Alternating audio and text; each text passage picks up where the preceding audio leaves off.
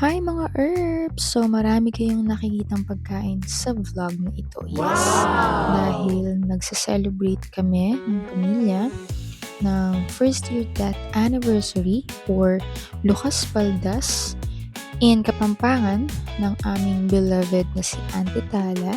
And kokonti lang kaming nakarating dito dahil ang araw na ito may pasok sa mga nagtatrabaho at para sa mga nag-studies. And after ng umagang yon, pang gabi, nagkaya ang mag-inuman. Syempre sa inuman, hindi nawawala ang chismisan. So, minsan lang naman namin magawa yan kapag nagkikita kami sa isang okasyon. Indredos with the family. At pagkagising mo ng umaga, yan ang view na bubungan sa'yo. Mga palaisdaan, fresh air, at mga fresh background noises from different areas. At napagdesisyonan din na pumunta ng sementeryo ng hapon na kinakabukasan nila para bumisita sa kulto. And fast forward, nandito na kami ng mga kasama ko, kasama kapatid ko, at ang aking pamangkin. Ayan, nandito na kami sa Lakeview Memorial Park or Cemetery. At dumating din yung mga kasama namin na nakasasakyan. Medyo dali lang sila kasi ginagawa yung daan sa bayan. So, kailangan nilang humanap ng ibang ruta para makadaan yung sasakyan. Dahil yung ibang daan ay sarado.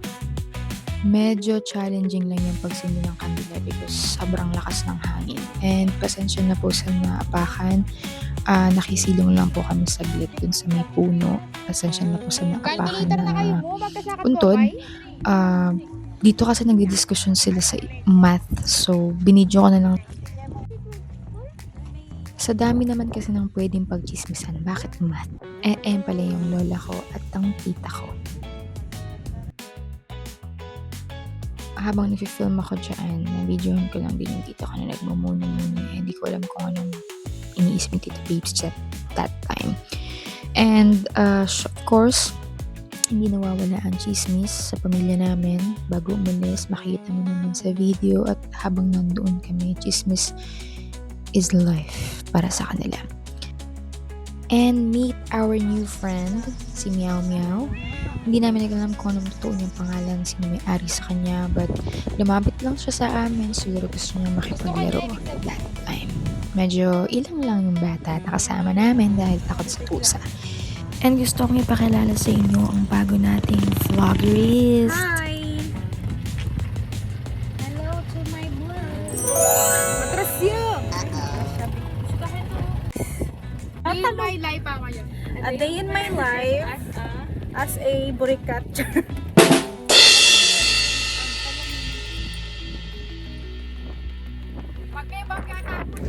Para kayo.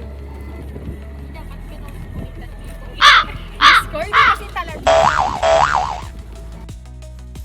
At papunta na nga po kami sa kainan na nabalakan nilang puntahan, which is papunta ng Makabebe.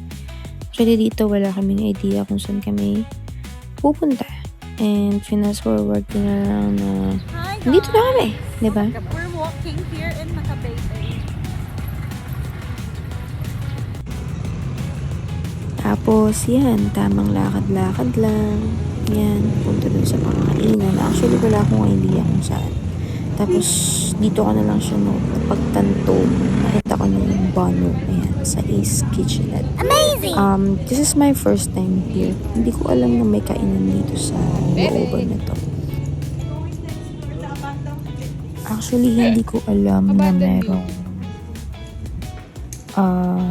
ganitong kainan dito sa sulok. Kasi usually mga bago lang yung alam ko. And this was way before pa daw ng mga dalaginting sila ng oldest na kasama namin. Dito na sila kumakain. So, very rare para sa aming mga kabataan to. Kasi first time ko dito. Kakasabi ko lang ba. Kasi very luma siya. Ang laki na ng tinambak nila dito. Kasi halos abot mo na yung kisame. And then, waiting lang kami ng orders namin dito. Ang bestseller daw nila is yung palabok at yung halo-halo. So, we tried. Though hindi ako kumakain ng palabok. At least they tried, mga kasama ko. Yan. Tamang kain lang, may kasamang chismis. Of course, hindi mawawala yun. At thank you sa nag-sponsor ng pagkain na ito. And after that, umuwi na kami. Ginabi kami because naghanap kami ng ATM na pwedeng withdrahan. But unfortunately, walang mga laman yung mga ATM. Pumunta na lang kami ng O-Save sa Masantol para maghanap ng giniling because si Nicole naghahanap ng giniling para sa kanyang lulutuin na empanada. And ito yung mga pictures namin nung sa gabi nung Lucas Paldas because nag-inuman na lang din kami dyan. Kasamang chismis, of course, it's still part of the evening. And tamang pictures together nung mismong araw na pumunta kami ng cemetery din together with the family. Some of them are busy. We still understood. So, hanggang dito na lang mga ka-eme. No? Meron pa tayong susunod na video. Stay tuned. Iniyo ang metong mensahe para keka. Dakala salamat, Ate Tala. Forever missed, always loved. Kabilising panahon may pabanwa na kapin ken. Dapat ating pa rin kinut king pusumi. Hingyaman makanita. Nung mas masaya ka at alang paanamdaman ken, okay na kami kita. Tunay, higapin ng pundasyon ng pamilya. Huling kaya kami ni bataning hanggang panaran, adalan ganto mo. Eka man may kapakyasawa, o may kapamilyang sarili.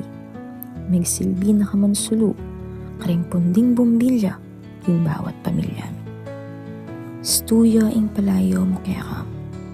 Tala, metong kang batuin na mamiyasala.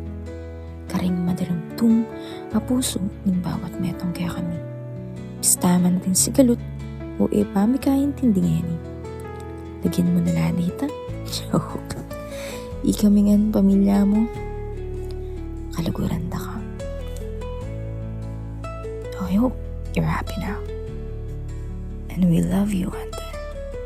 And thank you for everything you've done. Your family.